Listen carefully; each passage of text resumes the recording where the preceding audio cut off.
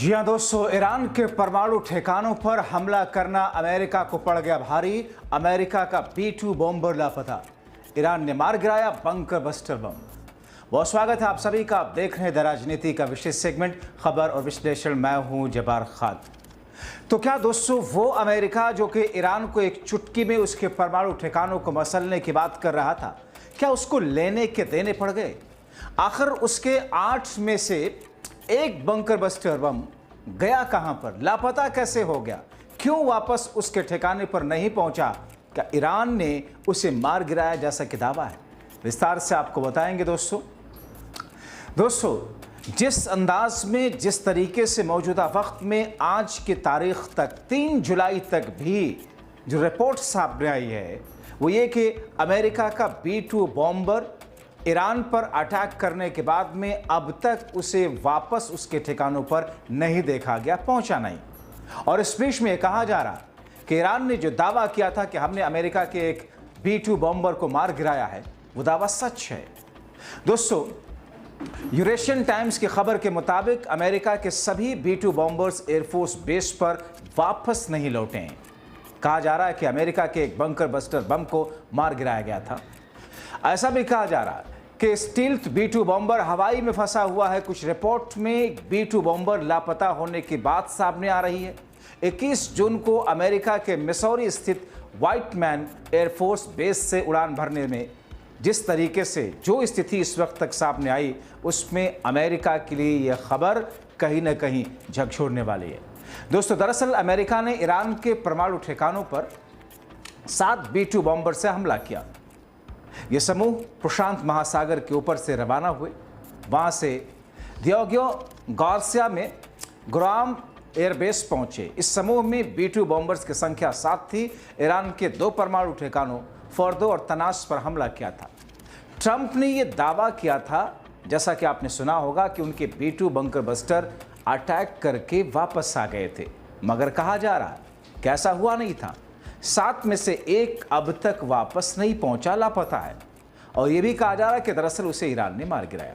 दोस्तों, ठीक वैसे ही जैसे भारत के लड़ाकू विमान की पाकिस्तान के जरिए गिराए जाने की बात सरकार ने अब मानी, जिस पर लगातार राहुल सवाल उठाते आ रहे, मगर सरकार चुप रही। उधर अमेरिका में उसके B-2 बॉम्बर बस्टर बंकर के ईरान द्वारा मारे जाने की खबरों के बीच अभी दावा किया जा रहा है कि ईरान पर अटैक करके भी अमेरिका कुछ हासिल नहीं कर सका, क्योंकि ईरान को न सिर्फ ना के बराबर नुकसान हुआ, बल्कि ईरान खुल करके अब अपना परमाणु कार्यक्रम चला रहा है। उसने IAEA के खिलाफ प्रस्ताव ला करके उससे अलग भी हो गया, यानी कि बेरोक टोक ईरान परमाणु हथियार अब बना रहा है। दोस्तों, पिछले महीने ईरान के परमाणु केंद्रों पर इजराइल और अमेरिका के हमलों के बाद ईरान ने यह फैसला लिया कि ईरान के राष्ट्रपति मसूद ने अंतर्राष्ट्रीय परमाणु ऊर्जा एजेंसी यानी कि IAEA के साथ सहयोग को रद्द करने वाले कानून पर हस्ताक्षर कर दिए। यानी कि अब ईरान के परमाणु कार्यक्रम की अंतर्राष्ट्रीय निगरानी नहीं हो सकेगी। ऐसी स्थिति में ईरान अपने न्यूक्लियर मिशन को गुप्त रूप से आगे बढ़ा सकता है। ईरान पहले ही कह चुका है कि उसे कोई दूसरा देश बताए कि उसके पास परमाणु शक्ति होना चाहिए नहीं। तो ऐसे में सवाल ये कि IAEA से ईरान के अलग होने का मतलब है क्या? कहा जा रहा है कि इसका सीधा मतलब यह है, अगर ईरान अपने परमाणु कार्यक्रम को चोरी छुपे आगे बढ़ाता है तो IAEA को अब ये जानकारी नहीं मिल पाएगी कि उसका परमाणु कार्यक्रम किस स्तर पर पहुंचा है। संयुक्त राष्ट्र में ईरान के राजदूत अमीर सईद इरावनी ने कहा कि IAEA के इंस्पेक्टर ईरान में हैं और सुरक्षित हैं, लेकिन उनकी गतिविधियों को निलंबित कर दिया गया और उन्हें हमारी साइटों तक पहुंचने की इजाज़त नहीं है। अब अगर IAEA के इंस्पेक्टर को ईरान के परमाणु केंद्रों तक पहुंचना है तो उन्हें ईरान की सुप्रीम संस्था नेशनल सिक्योरिटी काउंसिल की अनुमति लेनी होगी। तो फिर बहुत सारे लोग ये पूछ रहे हैं कि क्या ईरान के पास परमाणु बम बनाने का रास्ता साफ हो गया?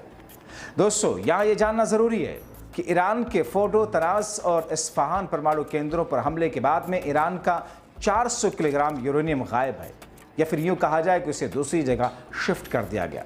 इजराइल के PM बेंजामिन नेतन्याहू ने कहा कि ईरान के पास 9 परमाणु बम बनाने जितने यूरेनियम है। गौरतलब है कि ईरान के पास पहले से ही पर्याप्त इनरिच्ड यूरेनियम है। IAEA पहले ही कह चुका है कि ईरान 60% तक यूरेनियम का एनरिचमेंट कर चुका है। किसी अंतर्राष्ट्रीय निगरानी के अभाव में ईरान अपने एनरिचमेंट लेवल को अगर 90% तक ले गया तो परमाणु बम बनाने की क्षमता हासिल कर लेगा। हालांकि इसमें अभी भी कई बाधाएं हैं, लेकिन ईरान के विदेश मंत्री अब्बास अरागची ने CBS न्यूज़ को दिए इंटरव्यू में कहा कि कोई भी ताकत बमबारी करके तकनीक और विज्ञान को पूर्ण नष्ट कर ही नहीं सकती है। आपको बताएं कि ईरान अभी परमाणु अप्रसार संधि यानी कि NPT का सदस्य है। ये सदस्यता उसे परमाणु ऊर्जा के शांतिपूर्ण उपयोग का अधिकार देता है, लेकिन परमाणु हथियार विकसित करने से रोकता है। इस अधिकार में यूरेनियम संवर्धन और परमाणु अनुसंधान भी शामिल है। उसे परमाणु प्रौद्योगिकी और सामग्री तक पहुंच चुका है जिसका हक है, बशर्ते ये हथियार निर्माण के लिए ना हो। लेकिन ऐसा करने के लिए ईरान को IAEA की निगरानी स्वीकार करनी होगी ताकि उसका कार्यक्रम शांतिपूर्ण रहे। ईरान भी हमेशा से शांतिपूर्ण उद्देश्यों के लिए परमाणु कार्यक्रम की दुहाई देता है, लेकिन शांतिपूर्ण परमाणु कार्य के लिए 5% तक यूरेनियम एनरिच्ड पर्याप्त है, जबकि ईरान 60% तक यूरेनियम एनरिचमेंट कर चुका है। इसलिए इसका दावा संदेह के घेरे में है। ईरान के सर्वोच्च नेता अली खामेनेई का कहना है कि अगर वो बम बनाना चाहेगा तो दुनिया के नेता उसे रोक नहीं पाएंगे। जहाँ तक ईरान द्वारा अपने परमाणु कार्यक्रमों को फिर से शुरू करने का सवाल है, तो इस पर ईरान की मंशा स्पष्ट नहीं है। अमेरिकी और इजरायली हमले में तनाज़ स्थित ईरान के न्यूक्लियर सेंट्रीफ्यूज नष्ट होने की बातें सामने आ रही हैं। ऐसी स्थिति में उसके लिए इन्वेस्टमेंट आसान नहीं होगा, लेकिन ईरान के कुछ परमाणु गुप्त परमाणु केंद्र पर अभी भी सुरक्षित बताए जा रहे हैं। कोहिया-कोलांग, गजला ऐसे ही परमाणु केंद्र हैं जहां तनाज़ से थोड़ी दूरी पर पहाड़ में स्थित है। अगर ईरान इस केंद्र का या फिर से इस जैसे केंद्र का एक्टिवेट करता है इसे, तो ये कदम अमेरिका इजराइल की चिंता को और ज़्यादा बढ़ाएंगे। उधर IAEA से ईरान के अलग होने पर अमेरिका ने कहा था कि यह अस्वीकार्य है। अमेरिकी विदेश विभाग के प्रवक्ता टॉमी ब्रूस ने कहा कि हम अस्वीकार शब्द का प्रयोग करेंगे। ईरान ने ऐसे समय में IAEA के साथ सहयोग निलंबित करने का निर्णय लिया जब उसके पास अपना रुख बदलने और शांति समृद्धि का मार्ग चुनने का अवसर था। वहीं पर संयुक्त राष्ट्र प्रमुख एंटोनियो गुटेरस के प्रवक्ता ने कहा कि यह निर्णय स्पष्ट रूप से चिंताजनक है। तो फिर ऐसे में सवाल ये है कि ईरान कितने दिनों में कितनी तेजी से परमाणु बम बना सकता है? इसका जवाब सीधा है कि अमेरिका द्वारा ईरान के परमाणु ठिकानों पर बंकर बस्टर बम से हमले के बावजूद ईरान के परमाणु पर कोई फर्क नहीं पड़ा, क्योंकि ईरान पहले ही उसे दूसरी जगह शिफ्ट कर चुका था। और अब कहा जा रहा कि ईरान कुछ दिनों में, कुछ हफ्तों में या फिर चंद महीनों में परमाणु बम बनाने लायक यूरेनियम संवर्धन कर सकता है। IAEA के चीफ ने भी CNN से बातचीत में कहा कि निश्चित रूप से ये कल नहीं होगा, हालांकि मुझे ये भी नहीं लगता कि इसमें कई सालों लगेंगे। आपको बताएं कि परमाणु बम बनाने के लिए केवल एनरिच्ड यूरेनियम पर्याप्त नहीं है। इसके लिए डिलीवरी सिस्टम जैसे मिसाइल, पनडुब्बी और हथियारों के डिज़ाइन पर भी काफ़ी डिटेल से काम करने की आवश्यकता है। मगर दोस्तों, इन तमाम चीज़ों के बीच में ईरान ने जो दावा किया कि वह परमाणु बम बनाने वाली स्थिति में अब उसे कोई भी रोक नहीं सकता। हालांकि वो शांति के लिए बनाएगा, इसलिए वो IAEA से अलग हो चुका है।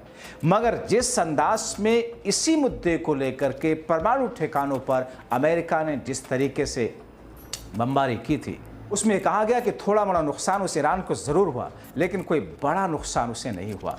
हालांकि नुकसान अमेरिका की बात सामने आ रही है, क्योंकि दोस्तों कहा यह जा रहा है कि उसका एक बंकर बस्टर बॉम्बर लापता है। अब ऐसी स्थिति में ईरान के दावे में कितनी सच्चाई है, आने वाले दिनों में स्थिति साफ हो जाएगी।